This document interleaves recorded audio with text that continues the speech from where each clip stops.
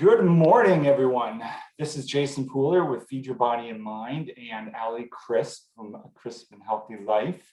Coming you for part 4 of our 4-part series on the impacts of the animal agriculture industry. Today, we are going to focus on lifestyle diseases and plant-based nutrition.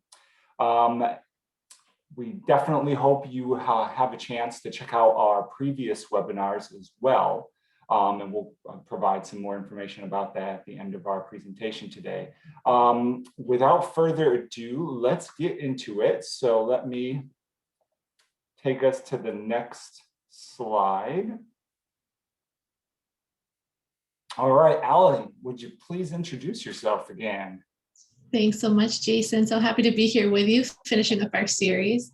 Hi, everybody. Thanks for joining us. My name is Ali. I am a functional nutritionist. I specialize in plant-based nutrition and finding easy ways for people to eat more plants.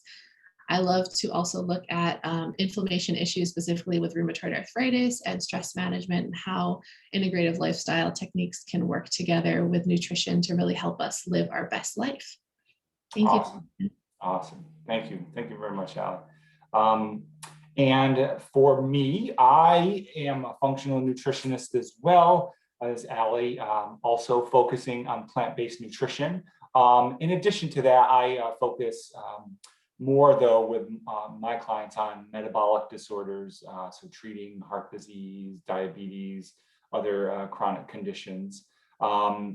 As well as I utilize mindful eating techniques to help people learn to get in touch with their hunger and fullness cues, and use those mindful eating techniques to help them take control of their health and get back to where they want to be. All right, so let's get into it. So we have an outline for you, as we do every one of these presentations. So we're going to focus on our biggest preventable killers: heart disease, stroke, atherosclerosis, hypertension, and diabetes. I'm going to start us off by discussing heart disease and related issues. Then Ali is going to continue with the discussion of hypertension. After this, I will continue and follow up with type 2 diabetes. And then we're going to discuss some factors that are important for a whole foods plant-based diet, with Ali discussing with us about fiber and resistant starch. I will then share a delicious recipe, and then Ali is going to take us back to the science and discuss some phytonutrients and antioxidants. And then I'm going to follow up with a yummy recipe to conclude our presentation in our series today. All right, so let us go to the next slide here. So now before we do so, we share a quote in each one of our previous webinars, and in this one, we're going to share 2 of them with you because we couldn't really decide which one we wanted. They're both so great, and we are both super fans of Dr. Greger, and of course, Hippocrates being the kind of ancient father of medicine, and his often quoted line, "Let medicine be thy food and food be thy medicine." I always switch it, as I just did. I've heard it both ways. Now, another one from Dr. Michael Greger: "The most ethical diet just so happens to be the most environmentally sound diet, which also happens to be the healthiest." And as those who have seen our presentation on the environmental impacts totally understand where we're coming from with this, and we're following up, as we said, with the health conditions. So with that, let us jump right into it. So our number 1 killer: heart disease, stroke, atherosclerosis, number 1 killer of Americans pre-COVID-19. Now, one of the things that's important to realize is that this really starts in childhood, with most Americans having evidence of fatty streaks in their arteries by age 10. And it may even start before birth for some. Arteries in fetuses whose mothers had high LDL cholesterol were more likely to contain arterial lesions. LDL cholesterol is a major culprit, though it's not the only one. We have evidence, autopsies of accident victims that show us that the level of cholesterol in the blood was correlated with the degree of atherosclerosis in the arteries. All right, next slide. Oops, I got ahead of myself. Let's go back. Okay, so let's talk about some contributing factors here. Big ones. Trans fat, saturated fat are two major ones, as well as LDL cholesterol. Now, they can all be found in most foods which are either processed and or those of animal origin. A lot of times, cholesterol is going to be found in the foods that are processed, using things like butter or lard, and so on. Now, the optimal level in the blood is around 50 to 70 milligrams per deciliter. But this is what we know based on what can be seen in populations that are free of heart disease and the level where atherosclerosis progression stops in research studies. Now, if you are familiar with the normal levels of cholesterol here in the United States, you'll notice that there's a discrepancy there, and that's because the normal levels here are set at a level which is already problematic, and is the attempt by the medical community to try to make the normal level something that's more realistic versus something that's based more on the evidence. Now, the only dietary way to reduce LDL enough is really through a whole foods plant-based diet. And we realize this through studies done by people like Nathan Pritikin, Dean Ornish, and Caldwell Esselstyn Jr., amongst many others. These are some of the big names through the last few decades, and that have done numbers of studies showing this, that it's the only way to get this down is enough without using medications is going to be with a whole foods plant-based diet. Now, we know that a single fast food meal, as research studies a sausage and egg McMuffin, can start to stiffen your arteries within hours, and it's containing processed flour in there, as well as, which is probably going to contain some egg and some butter, as well as the egg itself and the sausage, and so you're getting a lot of saturated fat, cholesterol in there. And even some trans fats, because the last remaining trans fat around nowadays is from foods of animal origin, as we ban the use of trans fats in our food supplies. Now, so if you're eating animal protein, processed foods 3 times a day, just think about your arteries. They're going to get bombarded, and it's going to be hard for them to start healing. From that stiffening that can happen within hours of eating a fast food meal or a meal with foods of animal origin. And you're going to end up damaging them again the minute they start to heal. All right, so let's move on now, and Allie is going to take us and discuss hypertension. Thanks so much, Jason. So today we're going to do just a very brief overview of hypertension, what it is, why is it a bad thing, and how can we work to reduce it naturally. First of all, hypertension, also known as high blood pressure. And let's talk a little bit about blood pressure. Blood pressure is going to be the force of the blood against the walls of our blood vessels. So as Jason was mentioning with our arteries, that's a huge component of it. But let's take a step back for a second and just look at our circulatory system. So our circulatory system is just amazing, because in order for our tissues and our organs to get the oxygenated blood that they need, it's continuously pumping this blood through our bodies every day, every hour, every minute.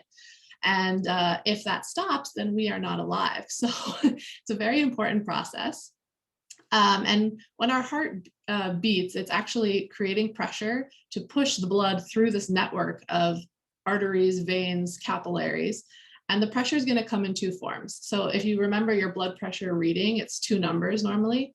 The top number is going to be the systolic number, which is actually the pressure of the blood as it pumps out of your heart and goes into all of your vessels. And then the bottom number, the diastolic pressure, is going to be when the heart is resting in between its beats. So why is high blood pressure going to be a bad thing? Well, as Jason mentioned, any extra stress and damage on our vessels is going to be problematic. And high blood pressure is constantly, the force of the blood pushing against our artery walls is causing damage to the tissues. And then in addition, with the LDL cholesterol causing those plaques that he mentioned in atherosclerosis, those are going to cause little tiny tears. So the combination of the damaged tissue from the pressure plus the damaged tissue from the tears is going to cause our blood vessels to narrow, which means there's a smaller path for our blood to get through. And that in turn is going to raise our blood pressure even more. So it's like we're stuck in this vicious cycle of never allowing our blood vessels to heal because they're constantly under so much force and damage. As you can see here, I included this chart of normal blood pressure categories. As Jason mentioned, it's a very similar thing where doctors will tell you normal is anything less than 120/80. But we found in plant-based people and in cultures where they're predominantly eating plant-based foods, they are sustaining 110/70 throughout their lives. So that would be the ideal blood pressure to strive for. And another reason that high blood pressure is such a problem is, as you can see in this graphic here, it's going to contribute to a variety of the health conditions, including stroke, vision loss, heart failure, heart attack, even erectile dysfunction if you're not getting blood flow, and kidney disease and failure. So we want to do everything we can to support our cardiovascular system and our circulatory systems. And we found that a plant-based diet is the way to do that naturally. So let's look. First, I want to give a little disclaimer before we discuss some strategies to help reduce blood pressure, in that we don't know your individual medical history. We don't know your medications. We don't know what else you have going on. So definitely talk to your healthcare provider or work with one of us as a licensed nutritionist so that we can get your lab information, your medication history, and make sure that our recommendations are safe. That being said, if you're currently on a medication for blood pressure lowering, when you go to a plant-based diet, it can be so effective so quickly that it can drop your blood pressure too low.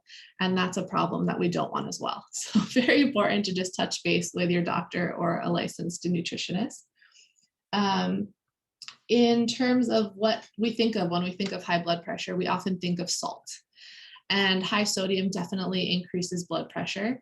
We've found that a high salt meal can significantly suppress artery function within 30 minutes. So similar to what Jason was talking about, if you're constantly eating meals that are high in sodium, you're constantly suppressing your artery function, so it's not functioning as optimally as it should be.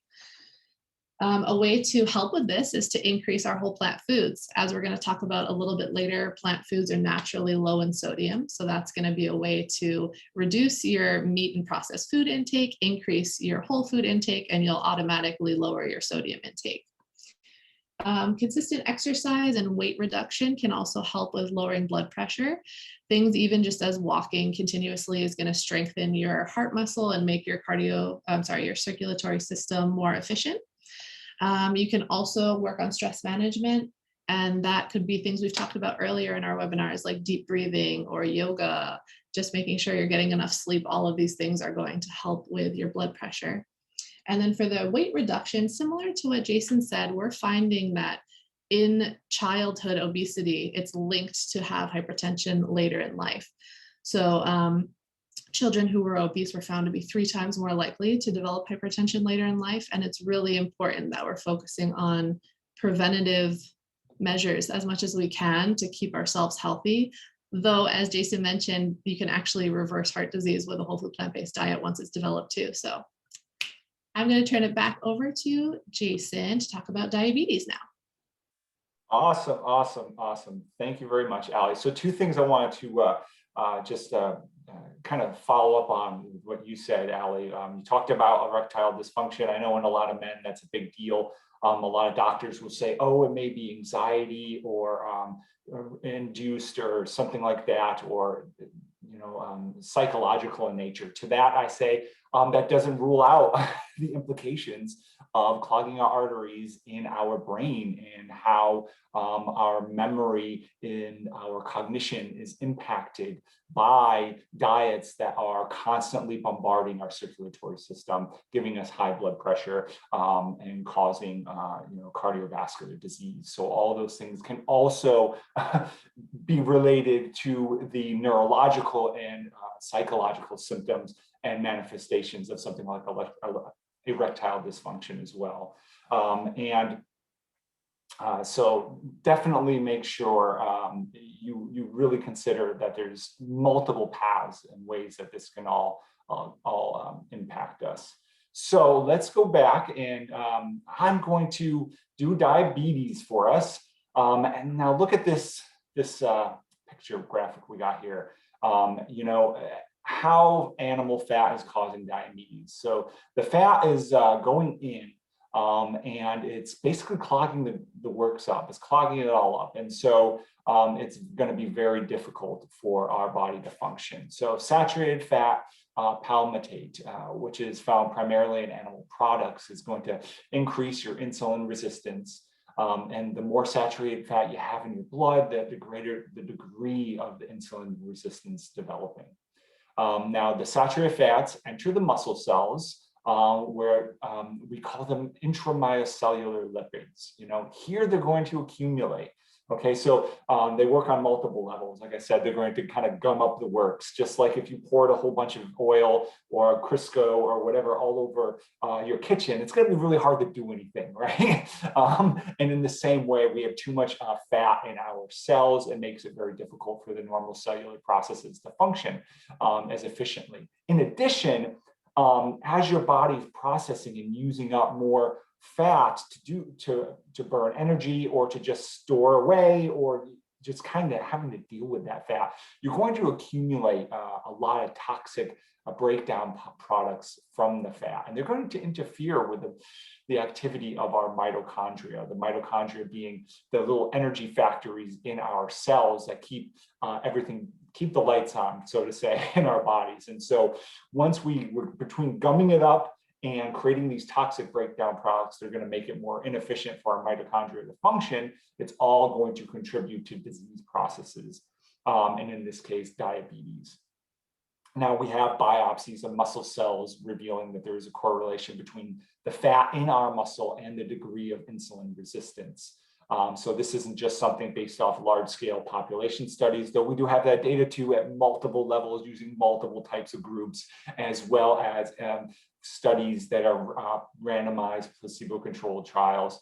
We also have know that monounsaturated fats do not appear to have the toxic breakdown product issue. And so while they may provide an issue if you are overly obese and you have just too much fat in your system, that could still gum up the works. But it does appear that there is a protective effect from monounsaturated fats and that they do not have this toxic breakdown product issue that we see with the saturated fats. And also, we have saturated fats may also be toxic to the cells of the pancreas. So in addition to having toxic breakdown products in the cells of the pancreas, some of these toxic breakdown products will over time start to cause a greater inability of the pancreas to produce insulin. And that's going to also cause problems with insulin resistance. All right. Let's go to the next slide here. Okay, so in addition, blood sugar intolerance is going to increase on something like a high-fat ketogenic diet. I really wanted to make sure I brought that up, that we have research on that. And we also know that a single fatty meal can impair insulin sensitivity. Just like with fat, and our cardiovascular disease processes. We also see this happening with diabetes processes. A single fatty dinner the night before surgery has been shown to increase glucose intolerance the next day. Okay, so it's not just sugar. It's not just all about sugar. I know a lot of people are really working hard to try not to have even things like fruit the night before they go get their glucose taken or have a blood draw. Well, fat is also going to contribute to that and going to cause problems. So it's not just refined sugar, or with the people who are kind of carb phobic, the fruit or the whole grains. One meal high in saturated fat can impair insulin sensitivity within 4 hours. Okay, so just one. So it's not even the night before, and it's also within 4 hours of eating a high saturated fat meal, you're going to have that insulin impaired. All right. So something like keto for diabetes, I really consider, it's not really fixing the issue. It's almost like considering it like fixing the issue of a broken finger by cutting off your hand. All it's really doing is making your blood look good, but it's not actually solving anything. It's just kind of like a Band-Aid, or using a pharmaceutical to treat diabetes or to treat cardiovascular disease. Yeah, it could save your life. It could get your blood and get you in a place where you're not going to die, but it's not going to really solve the long-term problem, which is all that fat building up and throughout our body, and the toxic breakdown products that they have. All right, so with that, let us turn it back over to Allie. Oops, I did it again. Sorry about that. Here you go, Allie. Thanks so much, Jason.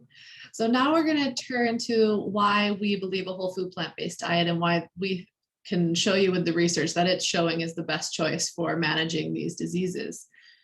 So let's take a look first, because I know sometimes people are confused between, well, what is the difference between a vegan diet and a whole food plant-based diet? And I found this graphic from Forks Over Knives, which is a resource we've talked about in the past, that compares the three side by side, and thought it might be a good visual. As you can see, a vegan diet obviously doesn't eat animal products. So they do not eat the meat and poultry, seafood, eggs, and dairy. Plant-based and whole food plant-based will avoid these products. So Jason and I don't eat these products either, but some people will eat a small percentage of meat and the rest of their diet whole foods, and then they could still be falling under the whole food plant-based category. In terms of the main difference with a vegan diet, it comes down to the oils and the highly processed foods. So as we talked about in our environmental webinar, we were sharing all kinds of yummy tasting recipes that were not the healthiest, in terms of like ice creams and vegan cheeses and vegan butters, and even Oreos are vegan. So these would not be foods that are included on a whole food plant-based diet, but would be okay in a vegan diet.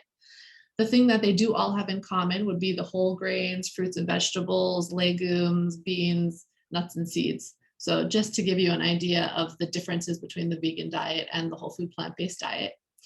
In terms of the factors we feel are really distinguishing in a whole food plant-based diet to help us reduce chronic disease risk, particularly with the ones that we talked about, it's going to be 4 things. One, that they are fiber rich by nature, because fiber is only found in plants. And we'll talk a little bit more about fiber in the next slide, I believe. They are naturally low in sodium, as we've talked about. They are minimally processed, so we're going for as unrefined as possible, whole foods in their natural form. And then lots of plant and color diversity, which we'll also talk about in our phytonutrient section. So let's go on to our next slide. So fiber and resistant starch. Fiber, we've talked a little bit about, I think, in some of our previous webinars, but it is an incredibly important nutrient, and up to 97% of Americans are deficient in it. So that is not a good thing. Just to give you an idea, the recommended levels for adults, women is about 25 grams, men is about 38 grams a day. And we're currently eating on average maybe 10 to 15 grams of fiber a day. So we're not even meeting half of our recommended fiber amount. To give you an idea of what quantity of fiber is found in certain plant foods, so if we were to take a cup of red lentils, we're going to have 16 grams of fiber just in that one cup. And if we did a cup of raspberries, 8 grams of fiber. So if you're eating a whole food plant-based diet, there's no way you're going to be deficient in fiber. You're going to be getting well above the recommended amount. And that's one of the reasons that we think it's so health promoting. There's 2 types of fiber, soluble fiber and insoluble fiber. Soluble fiber is going to be the one that is dissolved in water kind of into a gel-like substance, primarily found in like oats, beans, some fruits and vegetables. Most plant foods have a little bit of both types. But soluble fiber is going to be the one that really helps us in terms of lowering cholesterol, reducing the risk of heart disease, and regulating blood sugar.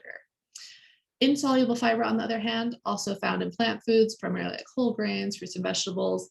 This one's going to add the bulk to our stool, which is what helps it really regulate bowel movements. And it's going to act kind of like a broom and help us clean out our digestive tract. So they're both very important. When we look at resistant starch, it's kind of gotten a little bit more attention lately, it seems, people talking about resistant starch. It's a different type of carbohydrate. It acts kind of like soluble fiber in that it resists digestion. So it doesn't get digested in our small intestine. It goes to the large intestine and gets fermented. And then it acts as a prebiotic to the good bacteria in our gut. And if you recall from our pandemic disease, our first webinar, we talked a lot about gut health and how important it is for immune function. Well, it's also important for mental health, as we mentioned, and overall health to all chronic diseases pretty much. So it's really important that we're feeding those good gut bacteria. Some examples of foods that have resistant starch, if we look at plantains or green bananas, they're going to be on the resistant starch side. And as soon as our bananas get overly ripe, you'll notice the taste goes to super sweet. Those ones are going to be normal starch, not the resistant starch anymore. We can also look at eating intact whole grain foods and beans and legumes. Those are actually going to have the most naturally occurring resistant starch. But if we're also eating starches like potatoes, pasta, rice, we can actually increase the resistant starch content by how we cook it. So if you cook it and then cool it, it'll actually increase the resistant starch content. And it doesn't matter if you then go and reheat it. So good idea to maybe batch cook. If you're going to have rice or potatoes, batch cook a bunch for the week so you can cool them, store them in the refrigerator, and then that will naturally increase the resistant starch content. Anything you wanted to add on there, Jason? Anything I missed? With starch and fiber in general, one thing I do want to say is that it's definitely important for a lot of people to speak with a nutritionist, a plant-based nutritionist that can help them navigate this, because a lot of people will go on certain like 30-day meal plans or sort of thing like that. And if they've had a history of eating tons of processed and refined foods and tons of animal-based foods and not eating that much fruits and vegetables throughout their life, they can already have some severe gastrointestinal dysfunction going on. They can have impaired microbiome. As Ali was saying, there is very important microbiome impacts of having a low or having a really high amount of fiber in your diet. And we have studies showing cultures, more traditional cultures around the world, having fiber ranges anywhere from 50 to 100 grams per day. So even the recommended amount for Americans here in the US is quite low compared to what other cultures have. But for a lot of people making these changes, if they do it too fast, it can actually cause some severe digestive issues. So it's really important to speak to a nutritionist if you're concerned about that, so that you could have a game plan made for you that's tailored to your individual needs, considers your history. If you've never really had any sort of issues like that, any sort of gastrointestinal dysfunction going on, or if you have had, a pretty good amount of fruits and vegetables, but just never really had a lot of it. It was just like kind of a little bit of a side dish and you didn't have it that often, but you still ate it, then you may not need to worry about that as much. Okay, so I don't want to discourage anyone from including more fruits, vegetables, and whole grains into their diet, but definitely be aware that taking it too fast can cause some digestive upset and issues, and that can easily be dealt with. There's a lot of simple hacks that can be done to improve digestion. No problem there at all. And also, a little bit of gas is not necessarily a bad thing. It's just when the gas and bloating gets so severe and painful. We actually know that looking at different microbiome studies that and correlating that with different lifestyle disease conditions, that those cultures that have the higher amounts of fiber, and that includes a little bit of gas and bloating, and more specifically those cultures that have the highest legume intake, are going to do really well in preventing the leading killers, again, like heart disease, cardiovascular disease, diabetes, etc. IBS and irritable bowel, all very important, very debilitating conditions, but they are not the leading killers. We're really trying to make sure we're solving for that, but we believe we can do both at the same time, but it's going to take a little bit of extra attention. So definitely reach out to a nutritionist like Ali or myself to get that extra attention. Awesome. Thanks so much for mentioning that, Jason. It is so important. And now we are going to get to our first delicious recipe. Jason, take it away. All right, so I got a picture right here because I don't like to share recipes if I've never tried it myself, okay? And so there it is. You know, I really love this recipe. I've come to really, really enjoy the beluga lentils, which is the highlight of this one. So in this one, you're going to preheat your oven to 350. You're going to rinse and sort out the beluga lentils. And sorting means there's these little kind of stones, these little lentils that are never really fully developed. They're super hard in there. Sometimes it could be little mini stones, but you just go in there, give it a rinse, and get those and toss those out. So you're going to take the lentils, you're going to take the cumin, vegetable broth, concentrate, which I use in this recipe, as well as 1 1/4 cups of water. And you're going to add that to a medium saucepan. Bring it to boil. Once it does, you're going to reduce that heat to low, cover and simmer until those lentils and are tender and the water has been absorbed. That's going to be about 20 to 25 minutes.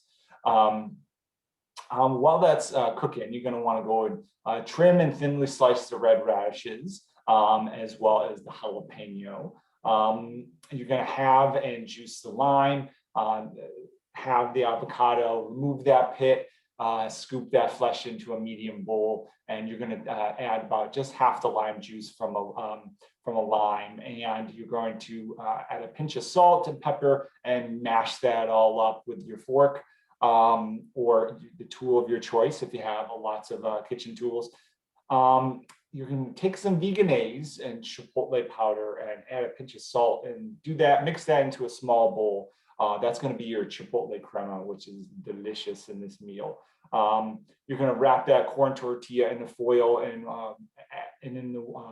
put that in a warm oven for about 4 to 5 minutes, and add some sliced red radish, jalapeno, that remaining lime juice, some red cabbage, as you see in this picture, and a pinch of salt to a medium bowl. You're going to toss that, and that's going to make your radish slaw.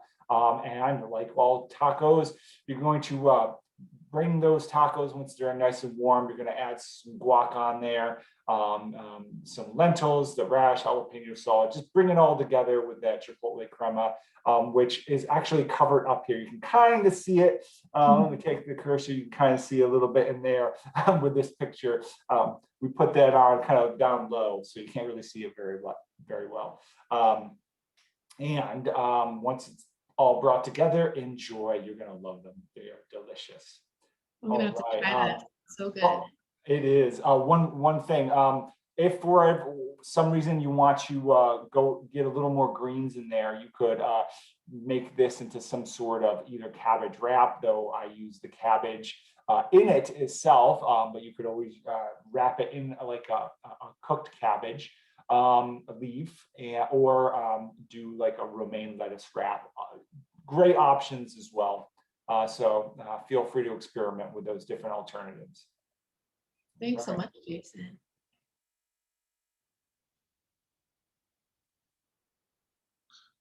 Okay, so we are going to look at phytonutrients and antioxidants. So as you know, phytonutrients include the vitamins and minerals found in plants, but also there are phytochemicals, which are basically compounds that are unique to plants, and these contribute to their color, their smell, their taste. And there's right now about 5,000 known phytochemicals, though I'm sure there are more, and we don't even really understand all of those. So some of them haven't been studied well. But of the ones that are well studied, some of them are particularly beneficial for our health that we were talking about earlier in this presentation. So carotenoids, for example, such as beta carotene, which is found in carrots, sweet potatoes, lycopene found in tomatoes, are going to be really beneficial for inhibiting cancer growth, cardiovascular disease, and boosting immunity. A little tweak for increasing lycopene content, if you want to, is going to be cooking your tomatoes. That's going to increase that content. We typically think of red, orange, and yellow foods for the carotenoids, but there are some green foods that include them as well, such as broccoli. So just eating a diversity of foods is going to be most important, which we'll talk about a little bit later. Some of these phytochemicals, such as beta carotene, do also work as antioxidants. And this means that they're going to help us fight the free radicals that are occurring in our body, sometimes from normal things such as breathing, other times from environmental toxins and things like that. If we don't keep those in check, then we're going to have a lot of cellular damage. And that's one of the major contributing factors to the development of heart disease, which is in the form of the oxidation of cholesterol. So as Jason was talking about, if this builds up to the plaque on the artery walls, which is the atherosclerosis, that can slow and block the blood flow to various things, including your heart, and that's a problem. Needless to say, we want to make sure we're eating a diet that's full of phytochemicals and antioxidant-rich plant foods so we can combat that free radical damage. A couple others I just wanted to mention: flavonoids found in berries, apples, onions, soybeans, coffee might help fight inflammation and tumor growth. In particular, the anthocyanins, which is what gives the berries their deep blue purple color, is associated with lower blood pressure. Quercetin, found in apples and onions, and might help decrease inflammation and reduce blood pressure as well. And then the glucosinolates, such as the isothiocyanates like sulforaphane, which is a big one in broccoli that we all have probably heard of, are found in the cruciferous vegetables. So broccoli, cabbage, kale might protect against cancer and cardiovascular disease. So the good news is that plant foods don't just contain one phytochemical each. They contain dozens, they contain hundreds maybe. Carrots are thought to contain 100 different phytochemicals.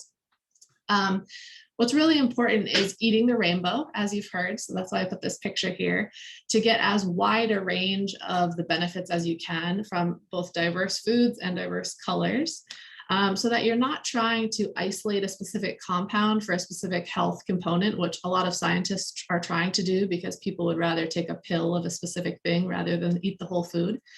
But these phytochemicals really work synergistically in the plant foods, and I don't think humans fully understand all that's going on in there. So when we try to isolate it, we're not really getting the full health promoting benefits that we could be getting if we just ate the whole food. So as a minimum, we should be striving to eat the 5 to 9 servings of fruits and vegetables a day and aiming to eat the rainbow. Now I'm going to turn it back over to Jason for our last recipe today. All right, thank you, Allie. So one thing to add about the phytonutrients in there is, the different supplement companies will put out research showing, oh, this one specific compound does X and can be beneficial for this. Typically, what we are seeing is that a lot of those studies when they're followed up on, the results are not the same. A lot of these industry-funded studies go on to be proven false when done by independent researchers. And so it really is the bigger studies that are showing us that a whole diet with all the synergistic effects are what's really going to prevent and treat all these different chronic diseases, not this individual supplement. And so while we don't know all the synergistic relationships there to be able to try to get in there and very methodically target certain things, we do know that we have plenty of evidence showing that there are health benefits when eaten as a whole plant food, and that when you take them as a supplement, there's a lot of mixed research out there that doesn't really add up. And that's why we say eat the rainbow, get these phytochemicals from whole plant foods, because when you take one single compound, amplify that, sometimes those single compounds can actually have an impact on some certain medications, or your we call your cytochrome P450 system, which is a detoxification system in the liver. Okay, and so definitely always going to be better to get a healthful diet, a wide variety of these phytochemicals, rather than think you're going to rely on one or two pills to take care of it. There really is no evidence that that's going to promote long-term health at all. So I just want to make that very clear. So with the kale and cabbage, here we go, grain bowl with pan-seared avocado and a mango vinaigrette. Ooh, I love this one. Super, super fresh and lovely. You're going to take 2/3 of a cup of water to a small saucepan, bring that to boil. You're going to add the bulgur wheat in there and cover with the lid and remove the heat from the heat and let that rest until step 5. Okay. The bulgur wheat is something I've come to really love. It's delicious. You're going to peel, while that's sitting, you're going to peel the mango, remove the pit and dice the flesh. Okay. And that's the orange you see in there, that kind of orangish, I guess it's more yellow. The yellow there, that mango was a little underripe. And so you're going to also peel and mince the garlic. You're going to pick and roughly chop the cilantro leaves. I know plenty of people that don't pick it. My wife, she's just like, why do you pick the cilantro? Just chop the stalk up with it. And so if you want that fiber, feel free to go for it. Most of the time when you're cooking with cilantro or parsley, it cooks down anyway, so it's no big deal. Okay, so you're going to add some white vinegar, agave, and a pinch of salt and pepper to a large bowl and whisk it.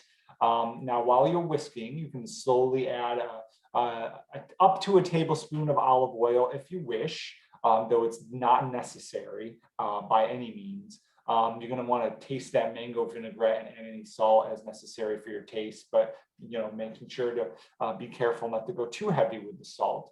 Destem the kale and thinly slice the leaves. Now, this is definitely something you're going to want to do. You want to get rid of that stem, because the kale stems, you're going to be chewing the heck out of that. You don't want that in your bowl at all. So make sure you get that out of there. I like to take the kale leaf and kind of fold it in half and then cut down the center, get that kale leaf stem right out of there. And you're going to take that and you're going to add the kale to the bowl with the mango vinaigrette, and you're going to toss that to coat. Now you're going to take that avocado and half it. You're going to remove the pit and sprinkle each half with salt. Now, here's a trick. If you have a unripe avocado, heating it up can often be the key to getting that pit out without kind of totally ruining your avocado. You try to peel it and it just kind of comes apart, or it's just doesn't want to separate, right? If you heat that avocado, I found a microwave works better than the oven. And you're going to microwave that for 30 seconds to a minute or so. And typically you'll be able to cut it in there and spread it apart, no problem. That's going to help. Super awesome trick. So give that a try if you need to. And you're going to heat up to a tablespoon of olive oil in a large nonstick skillet and over medium-high heat. And you're going to add the avocados halves face down. So put those face down and let them cook until they're browned, approximately 2 to 4 minutes. Once those are done, you're going to divide that cooked bulgur between large bowls. This recipe was made to serve 2. So 2 bowls, you're going to top that top with the marinated kale, red cabbage, and you're going to add the pumpkin seeds if it cans. And then finish that bowl with the pan-seared avocado, which you can see up there at the top of the picture, and any remaining vinaigrette that you have. I think you're going to find this to be super delicious. So I really hope you give it a try. Anything else to add, Allie? I'm looking forward to trying that one too. It's I haven't tried either of these, so now I know what I'm going to have to get ingredients for. Right on. All right, so that is our final presentation for you, everyone. Here are the references. Here's the first 10 references. I strive to make it evidence-based. So here are the references for you to check out when you have time. Maybe take a screenshot and go back to it. So, and here is. Okay, so at the beginning, I briefly mentioned our previous webinars.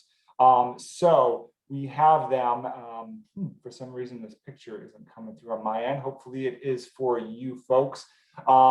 We did previous webinars on, we started off with pandemic diseases and plant-based nutrition before moving over to our presentation on social justice, the social justice implications of the animal agriculture industry and how that impacts low-income communities and people of color.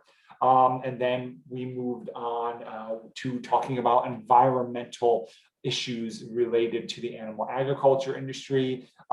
Today, finishing up with the health impacts. Now, the health impacts, there are tons and tons. We could literally make this an all-day seminar where we did nothing but talk about the different health impacts that animal foods have on our body and all the positive impacts that plant foods have.